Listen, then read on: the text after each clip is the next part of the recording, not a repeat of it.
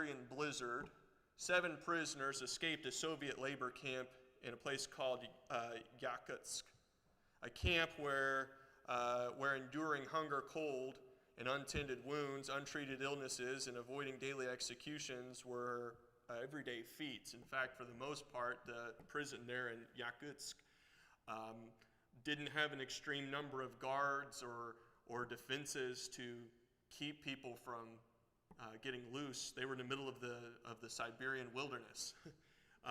Siberia was the prison. However, the real challenge for these 7 men came after their escape. They walked 4,000 miles out of Siberia, through China, across the Gobi Desert, across Tibet, and over the Himalayan mountains to British India in the desire to be free. Isn't it amazing what amazing feats of strength and will individuals will perform if the prize is worthy enough? Freedom, many will agree, is a worthy prize to endure hardship for. And I've been in occupation the last few years persistently trying to convince athletes that their temporary pain and discomfort that they feel on the track is a worthwhile prize. There's a worthwhile prize awaiting them at the finish line. And they listen because I've endured what I'm asking them to go through.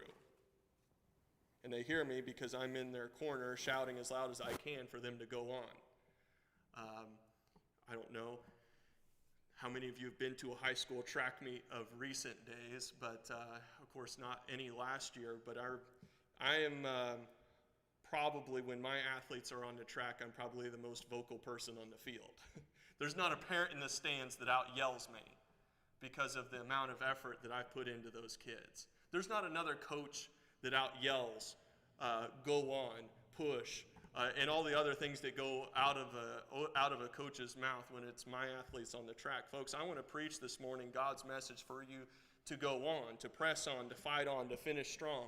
You say, well, I'm not really going through anything right now. Then write this down, because somebody aptly said long ago that every person, yourself included, and every person that you know is in one of 3 positions. You're either going through something right now, or you just came out of going through something, or you're about to go through it. You can compare it to storms or trials or tribulations or whatever you want to, but you're in one of those 3 positions. You're either in it, coming out of it, or about to go into it. You say, well, I'm not in it right now. Okay, well then maybe you've just come out, or maybe you're about to head into something. Wouldn't it be great if the Lord spoke to you this morning right before your storm hit this week? I mean, isn't that kind of what we want from people? You know, isn't that what we want from our meteorologists and our weather channel and our news reporting people, is to tell us when the storm is coming, but then to tell us, you know, what to do to prepare for that storm?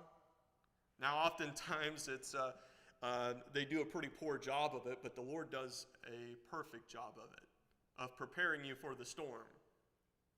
But it's a foolish person that has been told that there's a tornado coming and it's coming your way, but refuses to prepare for it, refuses to find that bathtub or that cellar or that ditch or whatever it is to fall into to protect themselves from the storm.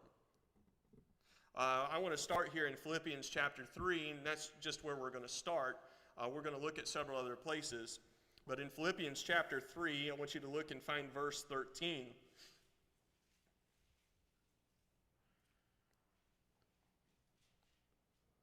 This is Paul speaking. He says, "Brethren, I count not myself to have apprehended." You know, it's a little bit like the phrasing that we use. You know, listen, I haven't arrived, right? You ever run into those people that's like, I have arrived. They come in through the door. I'm here. I've finally attained. I'm at the spot. Listen, I'm at the apex of what people should desire to be. Listen, Paul tells you, and most Christians, most preachers, most pastors would agree that if you could find a Christian, somebody who's not Christ in the New Testament church that you ought to model your life and model your Christian life after, Paul is probably the greatest Christian who ever lived. Amen? We could probably agree to that, right? It's probably an acceptable fact. Okay, now Paul wouldn't agree with that, but he says this, brethren, I count not myself to have apprehended. I don't ever count myself as having arrived. But this one thing I do, forgetting those things which are behind. Now, it would be really easy to stop there or to continue past that and go on. But for Paul, what are those things which are behind him? Does anybody know? Not only just sin, but he was a killer. He was a Christian hunter. The reason that he was on his way to Damascus is because he'd got letters, and the people that were with him were not emissaries, they're not diplomats, they're not ambassadors. They're soldiers with swords and spears. And Paul goes on to tell you that, listen, he had convinced or he'd interrogated Christians to the point of denying Christ before they died. He'd imprisoned them, he'd killed them, he'd done all of those different things. Listen, I don't know about you, there's probably, I'm going to guess, nobody in here that has the background before they got saved that Paul had. Right? And I'm not going to ask for raise of hands of how many of you killed somebody before you got saved. Just keep the hands down. Keep the hands down. They can't see you, they can see me. Just, gosh, guys, put the hands down. Right? Not everybody needs to know about all that. If Paul, though, could forget those things which were behind him, why do you keep looking back? You say, oh, listen, I'll tell you, I'll be honest. And you've heard me say this before, I got saved at 8 years old. Guess what? Most of my sinning has occurred since I got saved. Maybe that's the case for many of you in here. Guess what? You still need to forget those things which are behind. If you've put it under the blood, if you've gotten Christ to forgive you for it, then stop bringing it up. And there's a lot of really good programs, and I'm not trying to disparage addiction programs that work to try to get people off of addictive substances and addictive habits and things of that nature. But I would say the pitfall of a lot of those programs is the constant reminder of what it is that you are. You know, you have something like Alcoholics Anonymous, which has probably worked to get a lot of people off of alcohol, but one of the pitfalls of that is the constant reminder whenever you're around a bunch of people, and what it puts and instills in the mind is that you are still that thing. That you will never not be that thing. And it happens with people in all kinds of different conditions and different addictions. Listen, I am not lost anymore. I'm saved. Whenever the Bible tells you what things to think on, it doesn't list your sins in the things that you should think upon. It says, whatsoever things are lovely, whatsoever things are of a good report, and it goes on and lists all of these types of different things. None of them include your sin. None of them include your past. Anybody that wants to bring up your past to you and remind you of what you were is a jerk. You shouldn't do it either. How you get better is this, is that you think on right things. You think on Jesus Christ. You won't move forward always looking back. If I can continue the illustration for a moment of this idea of running a race, and the Bible does spend a good fair amount of time talking about running races, even if a bunch of people in here don't really feel like getting out to a track anytime soon. I can tell you this as a coach. One of the most frustrating things to see somebody who's running an open event do is to do this. Because looking back never helps you go forward any faster. You know what looking back is the result of? It's the result of paranoia. I think I hear feet behind me. I need to know how close they are behind me. I need to know what's back there so I can prepare for it. The only thing, listen, knowing what's behind you doesn't help you go forward. All you can do is go forward with all of your strength and all of your might and everything that you can do. Listen, the guy behind you, he's running his race. You can't run his race. You can't run my race and I can't run yours, and you can't run the same race of anybody in here. You say, well, I hear footprints. I hear foot feet. Okay, listen, the devil is what tries to distract you from things. You know what the devil wants to do? The devil wants to constantly remind you of what you were. And anybody that wants to spend your time reminding you of what you were is an influence of the devil.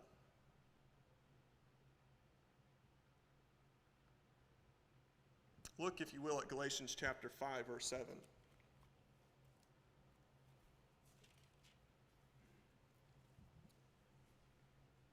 Notice in verse 7 it says, ye did run well.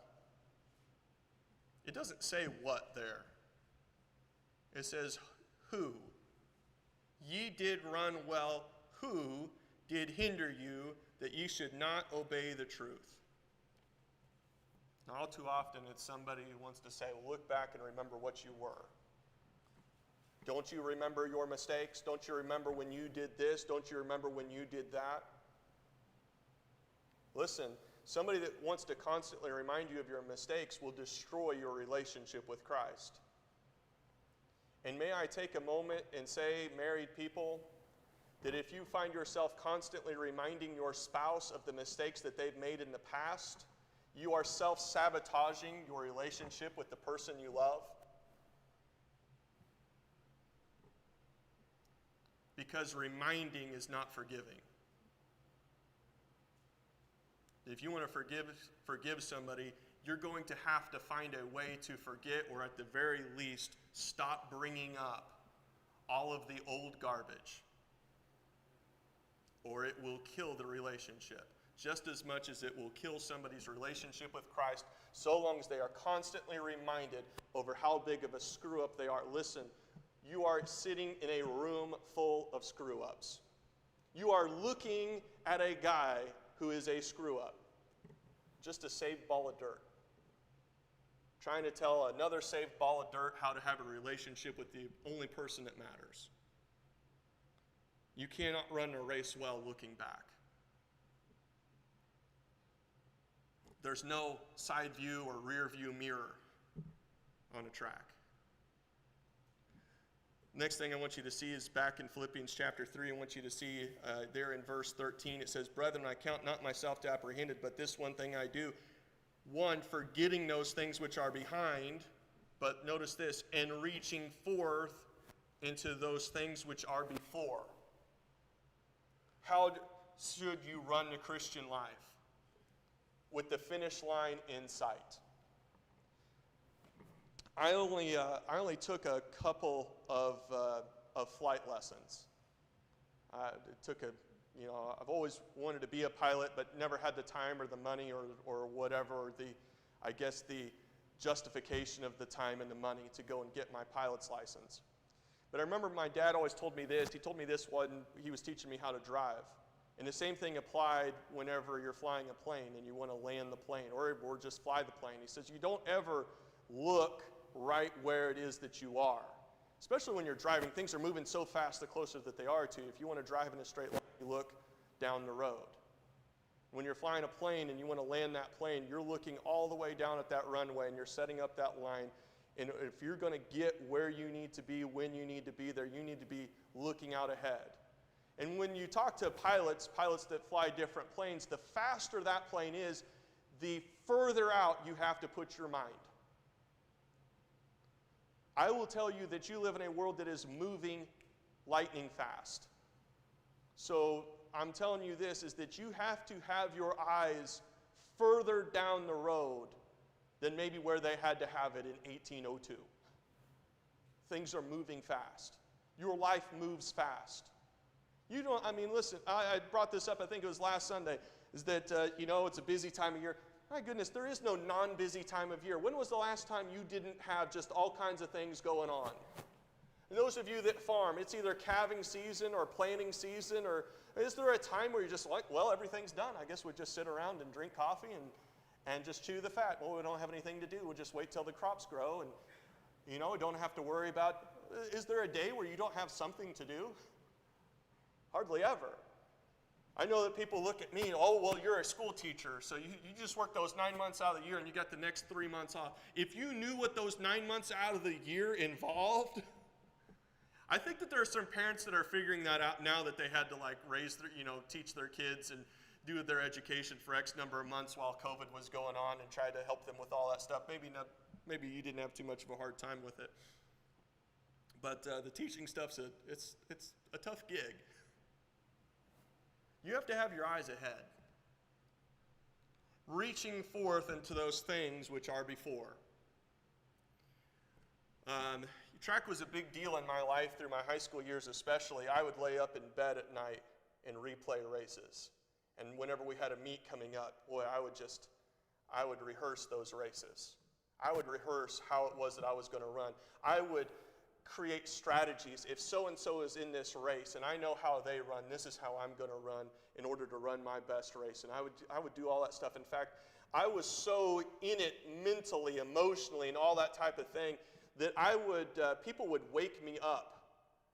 I lived with Chris Myers and Derek Isbell. He would keep me up late at night talking about races and all this stuff. One night, we were on senior trip, and it was a senior trip and a state track meet fell at the same time, so I spent one night with the senior trip. My best friend at the time, and still a good friend of mine, Nathan Kotwitz, I wake up in the middle of the night with a massive Charlie horse, and I get up, and we'd been sharing the little fold-out bed or whatever. I get up, and he's sleeping in a recliner. It's like, dude, what are you doing? He said, you were running in your sleep. He said, I've never known anybody to run in their sleep, but that's what I would do. I was constantly envisioning finishing that race. I'm going to tell you what, Christian, the best thing that you can do is to not look back, but to go into each day thinking, hopefully this is the day that the Lord gets us out of here. Man, this day, Lord, as you get down and you pray over your day, Lord, it's not about, Lord, I don't want to just get through this day. Lord, I want to lay up treasures in heaven today. I don't want to just get through. I don't want my account balance to just be even. All right? Early in March, somebody had talked to us. They're like, hey, the stock market's way down at the bottom. You ought to put some money in. We put in a little bit of money, not so much that if we lost it, we cared or anything like that. But it was an interesting thing to watch because you could watch and see how your stocks were doing and all this type of, man, the thing started going up and all that kind of thing, and just try not to worry about it too much. But that whole premise is based upon investment. I'm investing into something. Do you know that Christ is invested in you? People have invested in you. You know what the Lord expects out of your day? He expects a return on his investment. What is he getting out of your day? If you watch the S&P's up or the NASDAQ's up or whatever, the Dow Jones is up. I wonder how often he looks at your life and like, oh, well, the Roger Wilcox is down today. Well, Kelly's up today. He's making great gains. And then he looks over there. Was it about Thursday when that gal received Christ? Was it Thursday?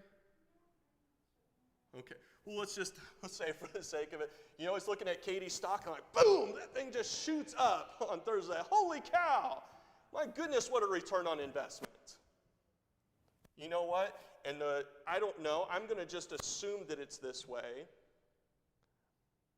But if you are getting a return on your investment, you know where you tend to put more investment whenever it comes time?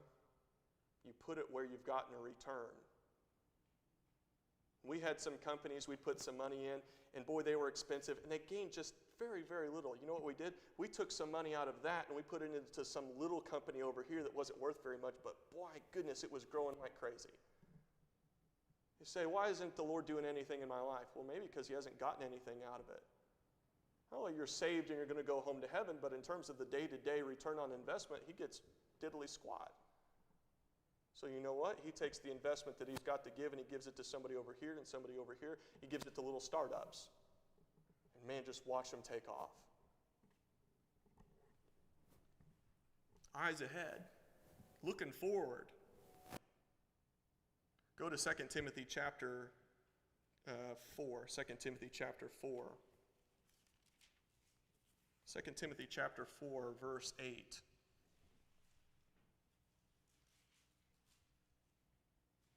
Henceforth, There is laid up for me a crown of righteousness, which the Lord, the righteous judge, shall give me at that day, and not to me only, but unto all of them that love his appearing. You know, the Bible says that out of the abundance of the heart, the mouth speaks.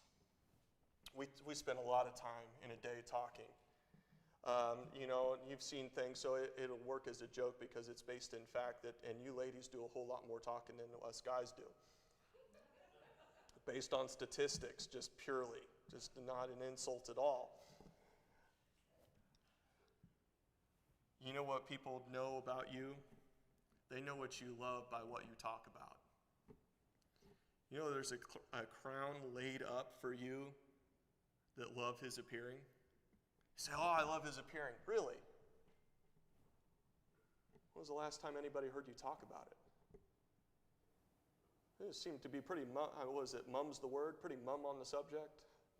Pretty quiet about it? So, oh, I love Jesus Christ. Oh, yeah, you're here on Sunday. I mean, you get dressed up nice, got up, got out of bed. The weather wasn't perfect. There was a little bit of snow on the ground, maybe a little ice last night. Just enough to, maybe ward you off from coming. But you know what? You came anyway because you love Jesus. But do they know that? Out of the abundance of the heart, the mouth speaks. A lot of people are going to ask you questions out there. Hey, how's it going? What have you been up to? What do anything going on? It was a perfect opportunity to say, yeah, there's a lot going on. We've had 3 or 4 people saved over at church in the last month, and I'm looking forward to the Lord Jesus Christ coming back any day now. Are you ready for it? Is your name written in the Lamb's Book of Life? Are you ready to go? Man, there's going to be one of these days, there's going to be 2 shouts. One of them, the dead in Christ are going to rise, and then me and a whole bunch of other saved folks are going to go up. You're going to be left behind, pal? I'm not saying you got to put it in those terms. Maybe that's a little blunt for you. I don't know. But people who talk that way are people that are looking ahead to the finish line. They're looking forward to the end. There are some races that were tough races that I remember. The best part of almost all of those races was the end. Looking forward to when it was over. Man, I dreaded the race. I was pins and needles and all that kind of thing, in the minutes and or the hours or whatever before that race, and the gun would go off and you're getting right up there to the line. I'm like, holy cow, I feel like my legs are dead, my arms are dead, like I'm not ready to go, and then the gun goes off and you go. And the whole time you're thinking, oh my gosh, it's just adrenaline. That's the only thing that's carrying me through. Just keep going, just keep going. Just, feel like the little fish that said just keep swimming or whatever it is. And just keep going and just hope for that finish line. Listen, one of these days, the finish line is coming. Whether it's, they carry you out in a casket or the Lord shouts you out. One of these days you're going home. One of these days there's a finish line. Paul says, I have fought a good fight. I have finished my course. What's as important as how you live is how you finish. It's whether or not you finish well. Now, there was one runner. My goodness, he was frustrating. He was what we'd call a sandbagger. I don't know if you know what a sandbagger is, but he would run the mile and he would putz around. He'd just jog for, decent pace for the first 3 laps. And then that 4th lap would come and boom, he would sprint like it was a 400-yard dash. He would sprint that last lap, and he's passing people, and people are cheering him on. But he never finished where he should have because he took the first 3 laps easy. He probably could have done really well, but he always waited until the very end to get going. Some of you are young enough, and the Lord might have enough years left for you that you need to get going now. Don't wait. Don't count on, I'm really going to start serving God in my glory years. That's when I'm really going to get after it. Listen, the problem in the Christian life is you don't know where the finish line is at. Boast not thyself of tomorrow, for thou knowest not what a day may bring forth. Man, some of you, the finish line might be tonight. It might be next week. Might be in a couple months. Some might be 20, 30 years from now. I have no idea. The problem is you don't know either. You have to have your eyes on the finish line and to say, listen, if it's today, I better get going. It's time to go. All too often, I'd stand there on the sidelines and in that big grass football field and yelling at, "It's time to go! You have got to pick up the pace now! You cannot wait around. You're in a race. You're on the track. We are here to compete. Let's go!" I'm mean. I chew those. If I can't encourage them forward, I will get up there and I will scare them forward. But go! It's time to go. You cannot wait to go. You can't wait on what somebody else is doing. It's time for you to go. You've got to go. You have to see that finish line and go. You have to run your race and go. You can't putz around and wait to go. One of the worst races I ever ran, I was in college, and I ran with this guy by the name of Jeff Westlow. He was a really great runner. He's from Liberty, Kansas. He's big school. Man, this guy is, he's running D2 college track. And so we got to the KU relays, got to run at the KU relays. And in our heat of the 800, there's only like 4 of us. I was like, man, I know how good Jeff is. I'm just going to stay right behind Jeff, and I'm just going to let him lead me through. Right? I'm just going to stay right on his hip because I know he can run, and I know I can run with him. Well, man, right off the top, these other 2 guys, they take off. And Jeff never takes off. And I wait, and I'm just like, okay, Jeff, when are we going to go? When are we going to go? What's the plan, man? What are we going to do?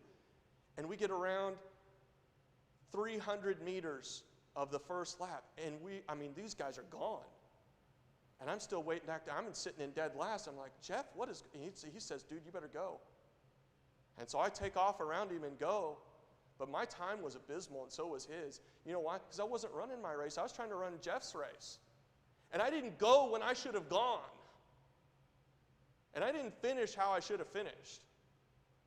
If you're saying, hey, you're looking at Christians, so, man, we just kind of run together and we just do what we do together, you're only going to grow as much as this other person grows.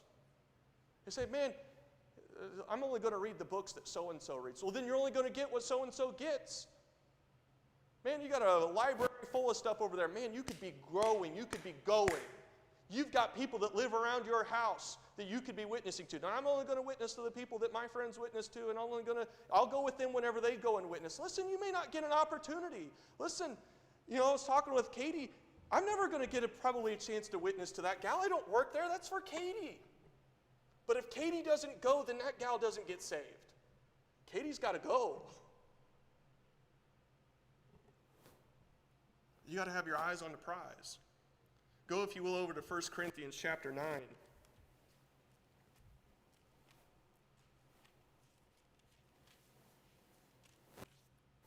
One of my fears is that my children grow up with this idea that because their dad was a pastor, that gains them some sort of spiritual influence. It doesn't.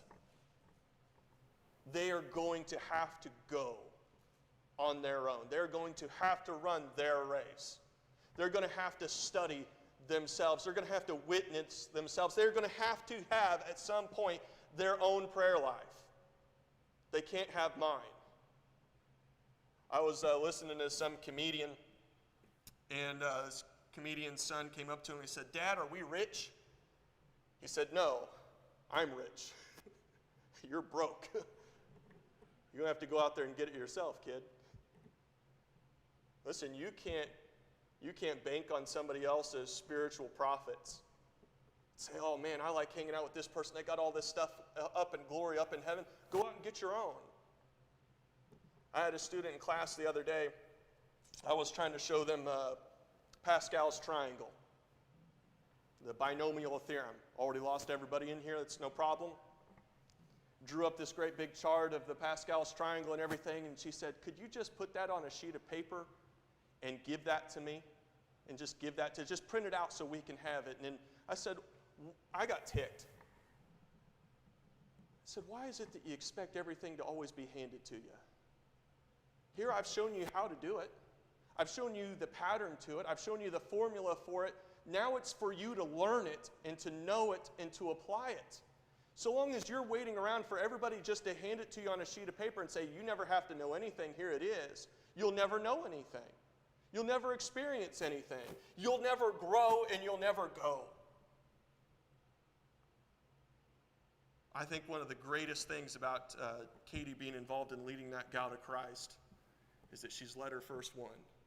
Guess what's next? Number 2, number 3, number 4, number 5, number 15. Listen, but it always starts with the first one. Man, I was so happy. I'm still pumped. I'm pumped out of my gourd about that. And these young boys that have gotten saved and everything. It's exciting. It's exciting. What's almost as exciting as somebody getting saved is whenever somebody gets to lead their first person to Christ. Because you know what? It opens the door for the next and the next and the next, until the point that one day somebody calls up Katie and says, I don't know how to lead somebody to Christ. Can you help me? She says, yeah, here's the verses. Here it is. You'll never grow if you don't go.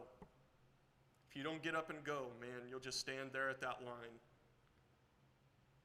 The gun has gone off. You just stand there waiting for something to happen. Listen, if you don't go, nothing will happen. 1 Corinthians chapter 9, look at verse 19. Again, I'm in the wrong Corinthians. 1 Corinthians chapter 9.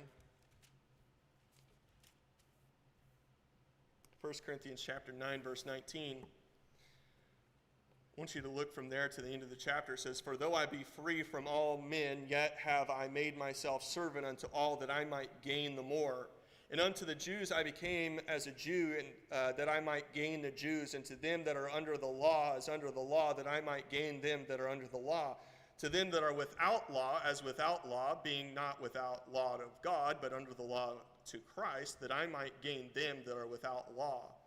To the weak became I as weak, that I might gain the weak. I am made all things to all men, that I might by all means save some. And this I do for the gospel's sake, that I might be partaker thereof with you. Know ye not that they which run in a race run all, but one receiveth the prize? So run that ye may obtain. And every man that striveth for the mastery is temperate in all things. And they do it to obtain a corruptible crown, but we an incorruptible. I therefore so run, not as uncertainly, so fight I not as one that beateth the air. But I keep under my body and bring it into subjection, lest that by any means, when I have preached to others, I myself should be a castaway. Don't quit. Don't look back. Keep your eyes ahead, and don't quit. I'm the middle distance and long distance coach. I train kids to run the 800, the mile, the 2 mile. The least fun coach in track, because nobody wants to run long distance. And so I get a bunch of kids, they're freshmen. I'll help out sometimes with the 7th and 8th graders, and they have no idea, many of them, what it's like to run and keep running. So the rule number 1 is this: when we go for a run, you don't walk, and you certainly don't stop. I don't care how slow you are. I don't care if your jog is slower than somebody else's walk. You keep your feet and knees up.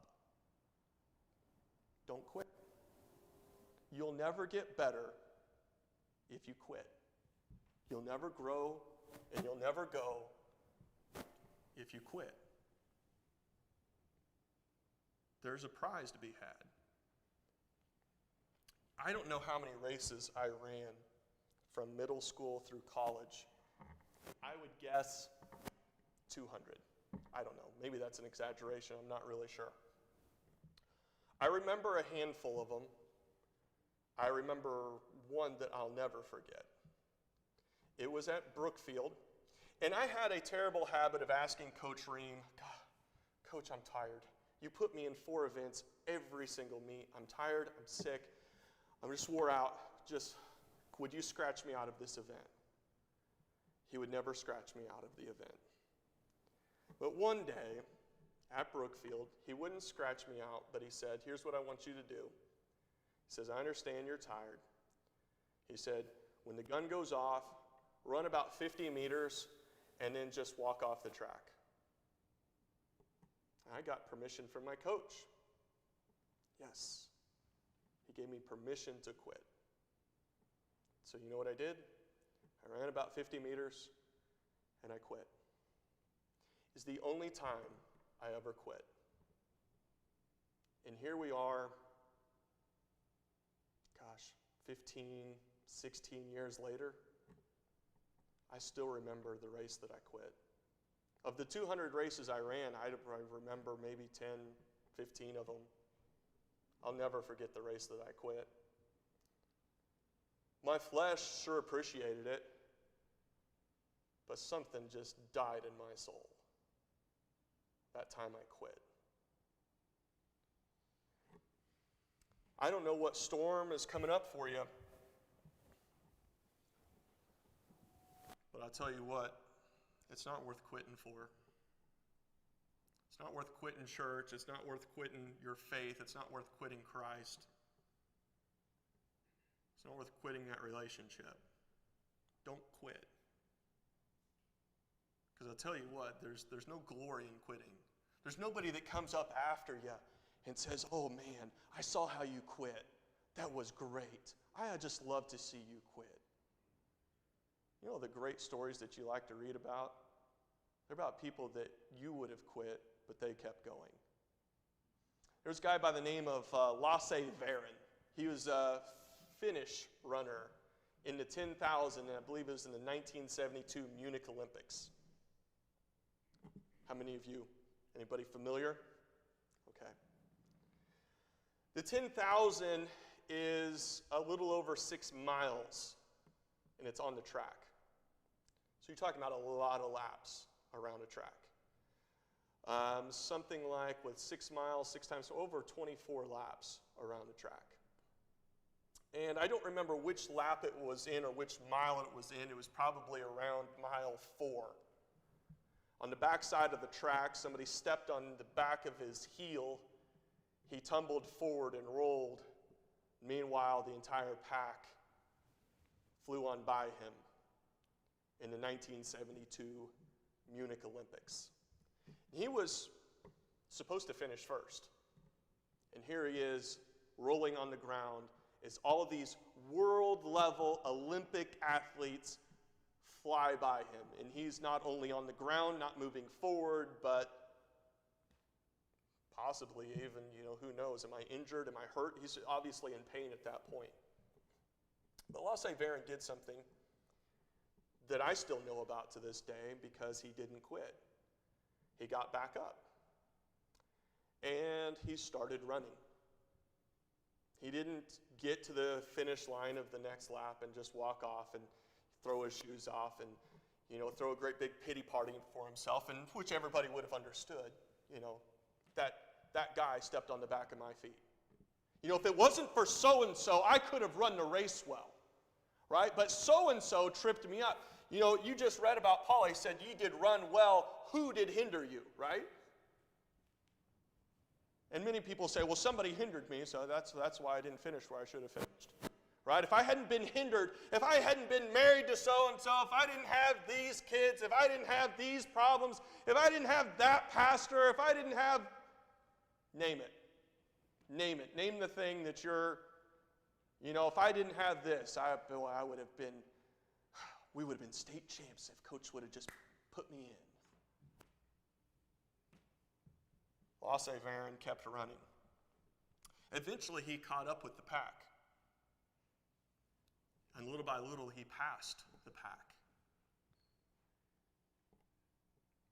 He finished the 10,000 meters in 1972 with a gold medal and a world record. He broke the world record after falling in the 10,000. This is a lost, I'm assuming, I don't know. For the sake of the story, here's a lost runner that has more unction, more grit than most Christians do today. When they fall down, they get tripped up, somebody knocks them down. They're hindered by circumstances beyond their control. So they just lay there, looking up at the ground, blaming whatever circumstances put them there. You can lay there, you can be upset, or you can get up, and you can go on. You can push forward and press on. Don't quit. Go to 2 Corinthians chapter 20. Hopefully I've got the right thing here. 21. That doesn't look right. So I don't think there's that many. Nope, not that many chapters in 2 Corinthians. I want to take you to another place instead, since my chapter and verses are all messed up here. Go to the book of Hebrews.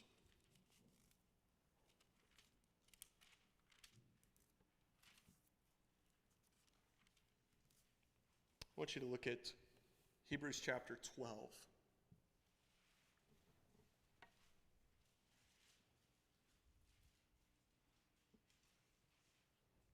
There's nothing quite as easy as quitting, especially quitting something hard, besides maybe living with yourself after you've quit when you know you should have kept going.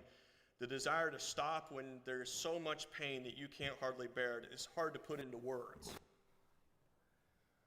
Running is a 90% internal fight because the flesh wants to stop.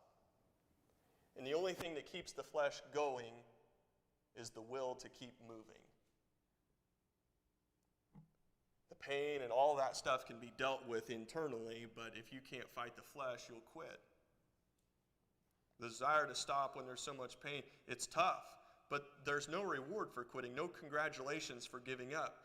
Understanding, sure, but people empathize with you and listen to your reasons, but quitting when things are painful, although understandable, has an inverse impact to those who see it than that of the impact of those who fight on and finish.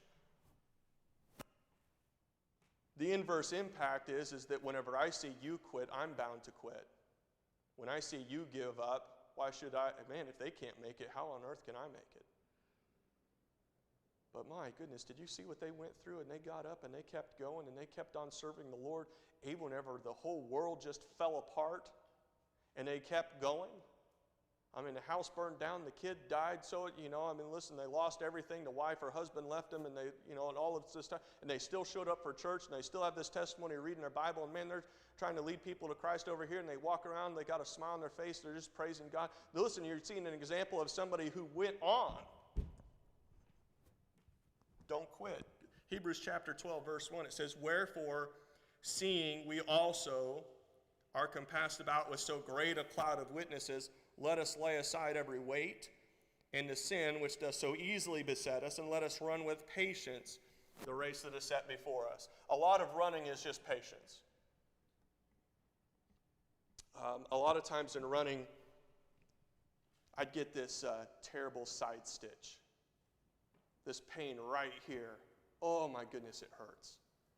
It's not the legs. It's not even the lungs. It's right here. Oh, and it feels like a knife right there. And I get kids, as a coach, kids complaining about that pain. I remember one of my first workouts in college. We went out for a 3-mile run. Coach Ream never had us run that far. We ran all kinds of sprints and all kinds of everything, but my college coach, he was a long-distance cross-country guy. So we're just going to go out on this fun 3-mile run. I about died. I got this pain right here. And there was this kid who ran with me. His name was Craig.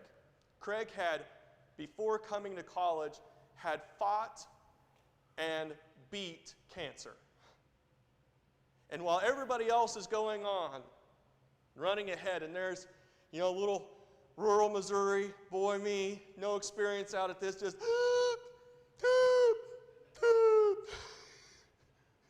You know what Craig told me?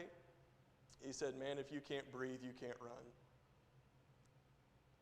And so I went to jogging, and eventually that pain went away.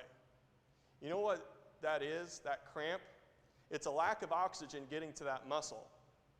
But the very worst thing that you can do is a lot of it is just taking these really short breaths, you'll never get the oxygen down to that muscle.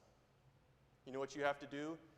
A lot of people will stop swinging this arm because it hurts, and they'll get it all tucked in like this, and they'll just run like this. But you're not getting oxygen to that muscle, and so you know what? The cramp just gets worse and worse and worse until you quit. You know what you have to do? You have to fight the flesh to keep that arm swinging and keep your breath regular and go. Just get a regular pattern of breathing. You know what will eventually happen? The oxygen will make it down to that muscle, that cramp will release. The closest thing I can say to that is this, is that sometimes you just have to outrun the pain. You just have to run through it. And eventually, a little bit over time, that thing will ease up. I'll get cramps in my feet while running. You know what you do? You just keep running. Eventually, that thing will loosen up, and that muscle will stretch out, and then that cramp will start to go away. But my goodness, it hurts while it's going on. The problem is that you're getting that pain, and you're not out at practice. You're in the race. Nothing worse than feeling that kind of pain, and you're supposed to be running trying to win a prize. And you're like, ugh, hurts, hurts, hurts, hurts, hurts. And that just sticks with you. You got that little internal voice, hurts, hurts, stop, this is bad, don't do this, I don't like it, stop. You can stop anytime you want. Nobody's gonna keep you. Listen, you just walk off, nobody cares. Listen, I'm in pain. That's what your flesh is saying. Some of you are going through stuff, and the flesh is just, boom, hurts.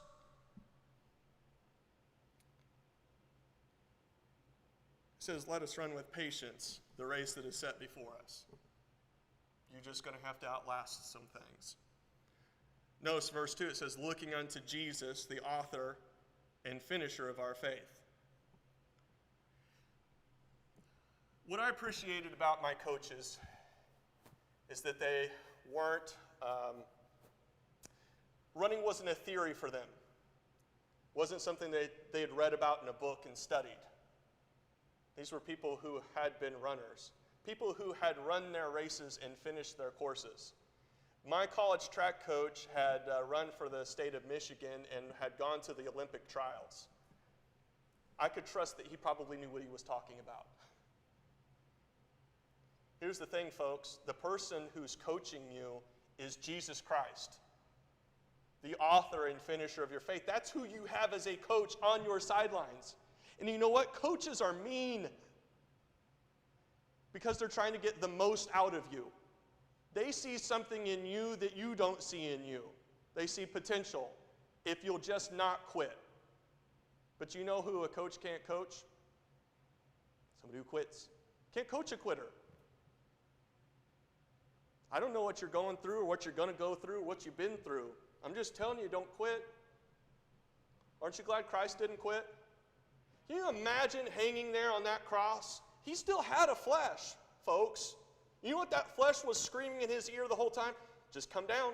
Just come down. You don't have to be up here. This hurts. It hurts. It hurts. I don't want to be here. You're thirsty, right? You know that you're the Son of God. You know that you could call 12 legions of angels and get you down off of here and kill everybody and just wipe the whole slate clean and start. You know you could do that. Don't you know that flesh was in his ear the entire time? And he said, no, I'm going to finish. I'm going to finish what I started because it's important. Listen, it's important that you finish well. People are very rarely going to look at the sum total of your life.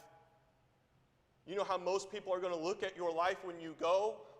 They're going to look at the last portion of it. And they're going to see, how did he finish? How did she finish? Oh yeah, she lived a great life for the first 25 years, and then after that, it was all garbage.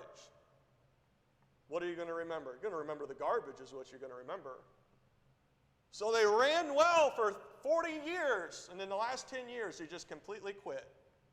What a testimony. The great stories of folks are always those that finished well. Every other story is a story of caution. Every other story is what not to do. The only stories worth listening to are those who finished well. Everything else is a lesson in what not to do. Will you finish well? Keep going here. Looking unto Jesus, the author and finisher of our faith, who for the joy that was set before him endured the cross, despising the shame, and is set down at the right hand of the throne of God. For consider him that endured such contradiction of sinners against himself, lest ye be wearied and faint in your minds. That's where you'll quit first. Long before you ever step off the track, you'll quit right here. Sometimes you quit up here and then you'll run 10 more feet. But boy, you can tell, sometimes people quit and they still finish the course, but my goodness, you see them slow way down and give up. They'll see somebody pass them like it's going out of style and say, well, I've lost that race. You know what you forget when you see somebody fly by you spiritually? They're running their own race. You still have yours to run. You don't know how much longer they have to run. You don't know how much longer you have to run. You're not running all the same race. You're told to go on because Christ went on. Isn't it? Listen, when these kids are running by, I'm right there in their face. And I'm yelling. What I want you to know is this, is that as quiet as it may seem and as lonely as your life may feel on a daily basis when you're at work or you're at home or wherever it is that you are, that Christ is right on the sideline saying, go on, go, go. You don't have far left. Push it. Pump those arms, pump those legs, let's go. And they're calling out times, come on, it's getting close, it's getting close. You want to hit that PR, let's go. Jesus Christ on the sidelines, trying to get you across. You're compassed about with a great cloud of witnesses. You got a lot of people watching. And you've got a coach on the sidelines just trying to get you through. I can tell you from experience that there's been a number of kids, they cross that finish line. You know who they go and find before they go and find mom and dad? Man, I've had kids come over to me and they just collapse in my arms. They can't control, they're just crying and just say, thank you, coach. Before they go and they find mom and dad, you know who they go and they find? They go and find coach. Listen, one of these days you're going to cross the finish line, you're going to go home. And I know as sweet as the thought is, well, they're going to go find so-and-so that they love, they're going to go and find the husband that they lost or the wife that they lost or their kids or whatever it is, man. I'm going to go find coach.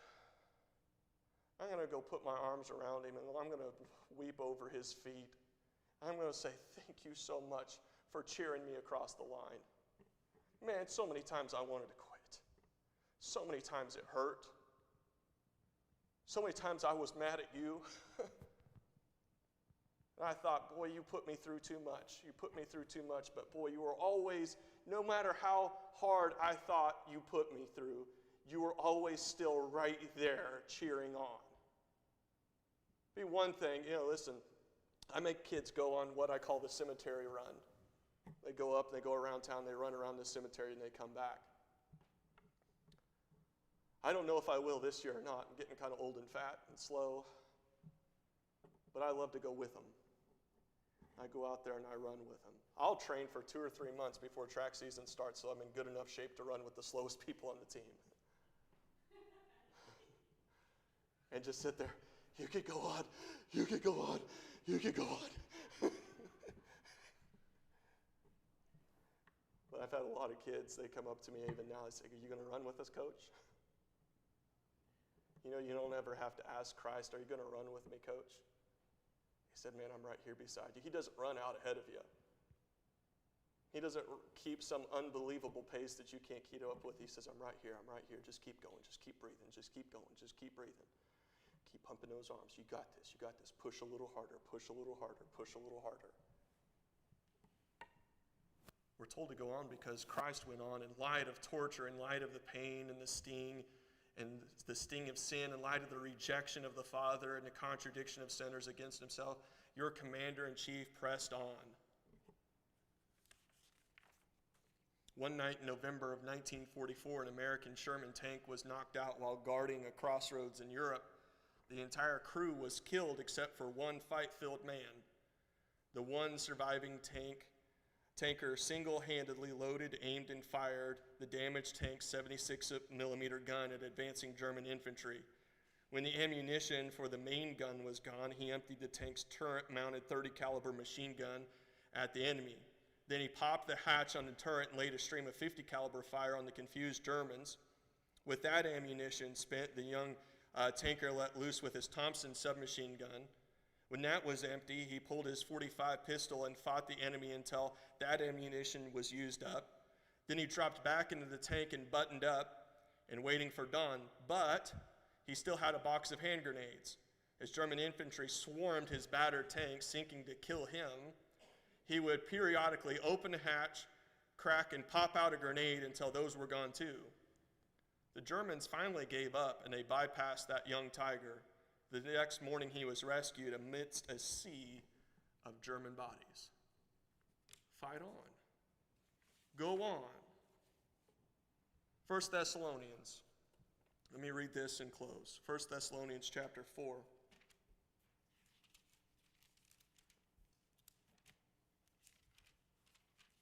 I'm going to have to practice this yelling thing. It's been a touch, and I can already feel it in my throat. 1 Thessalonians chapter 4, verse 16. For the Lord himself shall descend from heaven with a shout, with the voice of the archangel, and with the trump of God, and the dead in Christ shall rise first. Then we which are alive and remain shall be caught up together with them in the clouds to meet the Lord in the air, and so shall we ever be with the Lord. Wherefore comfort one another with these words. Let me say this, is that the commander's coming back. It's not time to look back. It's time to look forward. It's time to look for the finish line. Don't quit. Fight on. Let's pray. Dear Lord God, Lord, everybody in here, Lord, is either going through something, they've just come through it, or they're about to go into it. God, Lord, I pray that, Lord, they'd remember your message here this morning, God. Lord, I pray that you help these folks. Lord, help them to, Lord, draw on some of these things. God, Lord, I pray that, Lord, as our world moves forward, Lord, at a blistering pace, God, that we remember, Lord, not to look back at our past failures, but to look unto you, the author and finisher of our faith, Lord, to focus on you, God, to keep our mind on things that are pure and lovely and holy and righteous. Lord, that we become those things that we think upon. Lord, help us to think upon you, Lord, that we might be more like you. Lord, help us to keep our eyes on the finish line. Lord, help us to keep our eyes on heaven. Lord, help us to keep our eyes on you. Lord, it's when we get our eyes off you that we begin to sink. Lord, help us to be daily, hourly, minute by minute, heavenly minded. Lord, help us to not quit. Lord, there's all kinds of people in here that are all different stages of their race, God. Some of them have been running this thing for a long, long time. And the longer it goes, the easier that thought sometimes gets. That if it's going to go much longer, I don't know that I can keep going. Lord, encourage them to go on. Some of them are at the beginning and they think, oh, this is too much, too hard, too fast. Help them to go on. Lord, I pray that you give us the boldness and the courage and the strength, Lord, to go on. Lord, I pray that, Lord, that you'd make yourself real to these folks here this morning, God. Lord, that they'd hear your voice and see your face pressing them forward to finish strong. Lord, I pray be in this time of invitation, Lord, that you'd have your perfect will and way here this morning. So I pray in the name of the Lord Jesus Christ. Amen.